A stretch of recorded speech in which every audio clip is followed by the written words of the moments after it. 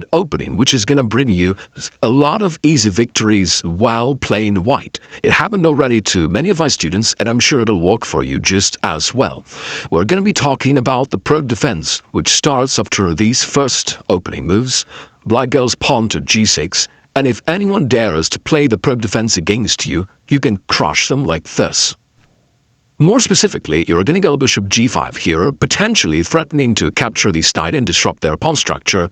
They will play bishop g7 because anyway, they played pawn to g6 in the previous move, intending to go bishop g7, therefore they will play this move for sure. And at this point, all of a sudden, you start attacking black by playing pawn to e5. Even though at first it looks like a premature attack, in fact, it's extremely hard for a black to find proper defense, and it is counterintuitive. And therefore, in a real practical game, you're very likely to win. It's actually the most played moves of black, which are leading to an immediate disaster for them. So, what is black going to do here? First of all, they're going to trade the pawns on e5. After that, because you're now also threatening to take on d8, and black will lose their right to castle, therefore they will probably take on d1 by themselves. You recapture by the rook. The black's knight on f6 is still under the attack of your pawn, therefore it needs to go. And if it goes to g4, which looks like the most ambitious move of black, and now it even looks like white did something wrong with this premature attack with their pawn on e5, as now this pawn is under the fire of the black's knight and bishop, and it looks like white is somewhat in trouble. But here you make a sudden move pawn to h3. Instead of protecting this pawn, you're actually helping black to capture it. And when your opponent starts thinking that you are a total beginner and you have no idea of what you're doing and they gladly capture the pawn, at this point you go knight d5, and all of a sudden black realizes that they are trapped, but by now it is too late. The whole idea of the white is that now you're going to capture this pawn on c7, and not just that, because after that they're going to attack the black's king as well as the rook. And in fact, black is defenseless here, and it's time to resign, even though the game has just begun. Because black can't protect this pawn in any way, really. If they go knight a6, that protects the pawn, but only temporarily, because you can eliminate this knight first, trade it off, and after that you're going to capture the pawn anyway. Therefore, that does not help black. Trying to protect the pawn by the king is equally bad as from here your rook is ready to attack the black's king, and therefore you're ready to deliver a whole bunch of discovered checks. There are a lot of things you can do. The simplest maybe is to go knight b6. Again, you're checking the black's king by your rook, and after that you will still grab the rook for nothing, thus still winning. Therefore, if I go back to this position, you can see that black is just defenseless. On the next move, you will inevitably grab the pawn, and after that, grab the rook, thus winning a pawn and the rook for nothing and getting the winning material advantage. That is the line which is absolutely killing it. Let me show you the really cool thing. This is the game database on Leech has. So if you're wondering if black is going to be trapped like this, let's look at the statistics. After we go bishop g5, they're most likely to go bishop g7. You go pawn to e5. The top move is pawn takes, pawn takes. Once again, the top move by 4 is queen takes d1, rook takes d1, and the most popular response in this case, once again, is knight at g4, which is losing after h3 and the following variation, which I've just shown you. That is crazy that most players go right into this trap and lose the game just like I've shown you. Of course, there are a few other responses of black that you gotta be aware of. We're gonna take a look at them right now. By the way, I understand somebody will write in comments, hey, but what if they don't play these Pirc defense against me? Well, to today's lesson about Pirc, but if you want to know traps about other openings that you can use, then I suggest that you check out my other video, 4 opening traps every chess player should know. It's getting over 500,000 views already, and keep scaling them because the traps are super effective. Alright. Let's continue with today's iteration. So we go bishop g5 here, pawn to e5.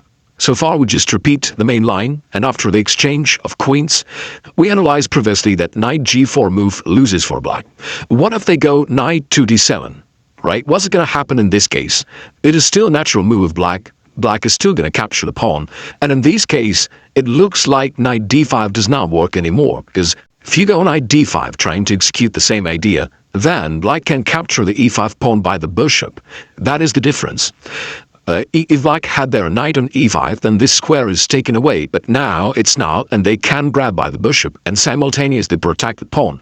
And it looks like at first, again, it just doesn't make sense for white to go for this line. But with Garry covered, you go knight f3 here. You are threatening to capture this bishop, eliminate, and after that to execute your main threat to grab pawn on c-zone. By the way, notice that right now you're also hitting the black's e-zone pawn with your knight, with the support of your bishop as well. Therefore, you have a number of threats here. But it looks like black has a safe move, bishop d6, which solidifies their position. Black is still a pawn up, and he feels like he got, he's just doing perfectly well.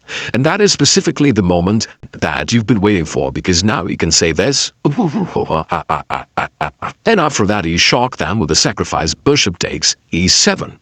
You're sacrificing the bishop, because after that, you are deflecting the black's bishop from the d6 square where it protected the c7 pawn. And now you can still execute the same idea. Grab the pawn, and after that, win the rook. Right now, you already won the exchange and the pawn. And in addition to that, you are still putting pressure on black, because still you've got this rook opposition to the black's king. You can play knight e5, taking advantage of the pin, putting pressure on this knight, on the f7 pawn. You can also develop your light-scored bishop somewhere, either to c4 to attack the pawn on f7 from there, this pawn, or you can go bishop b5 to put more pressure on the knight. And oh no, you've got a lot of attacking ideas, even in an envy. On top of that, you're still hiding the mature advantage, and therefore that is clearly winning for white. Here's one more question you may have. What if after exchange of pawns, black does not trade queens and go knight d7 right away? Well, by the way, if they want to move the knight somewhere, they really need to go to d7, because otherwise you're going to take on d8 yourself and put the black's king in danger. Therefore, if they don't want to trade queens, they gotta move their knight specifically to d7 to cover their queen. In this case, there are many things you can do. You can play just positional, let's say pawn to f4, but I've prepared another line for you which is more aggressive. You play pawn to e6, temporarily sacrificing the pawn for the sake of blocking the black's position here. You can see that black's position is somewhat cramped, but also these pawns in the center are currently weak, and you can start attacking them by playing queen to e2.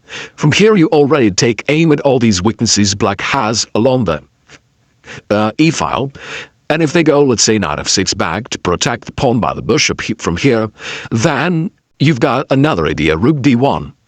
By playing queen e2, you vacated that d1 square for your rook, and now it also joins the body and starts attacking black. Now black needs to cover their queen, so they go, say, bishop d7. After that, he played knight f3, which is developing the knight, but also threatening to go knight e5, so that together with the rook, he put even stronger pressure on black. And they'll probably go knight c6 to cover that e6, that e5 square. Now you play g3, once again combining development with an attack, because your queen is on e2, your bishop cannot go this way, but you are ready to develop it on the next move on the h3 instead. And not only you develop the bishop, but you also threaten to capture that pawn on e6. Oh no, you can see that you have a strong attacking position, you're putting pressure on black, and definitely it's not easy for black to escape here, even though they're not losing yet, but you've got a strong attack here, and I would say that in a real practical game, black's position is extremely dangerous here. There is also one question I want to ask you. Let me take a few moves back here. And at this point, white has just played rook to d1, attacking the black's queen, and realized that if black goes bishop d7, you just continue your development, and after that you start attacking black. What if they go knight d5, which looks a bit more aggressive at first, as black is also somewhat putting pressure on your position, opening up their bishop, etc. How would you play here as white? Please think about it and write it down in the comments below. White has a strong move here, but you gotta find it on your own. And now it's time for the spoiler. Well, it can't be all bad for black, right? They didn't play any bad moves so far, and they shouldn't be losing that badly all the time. But like I said earlier, the correct response of black is definitely not easy to find. The correct move is knight after d7, which looks for a passive, looks like it blocks the black's pieces, but that is the way to go for black. And after knight after d7, they got an equal game.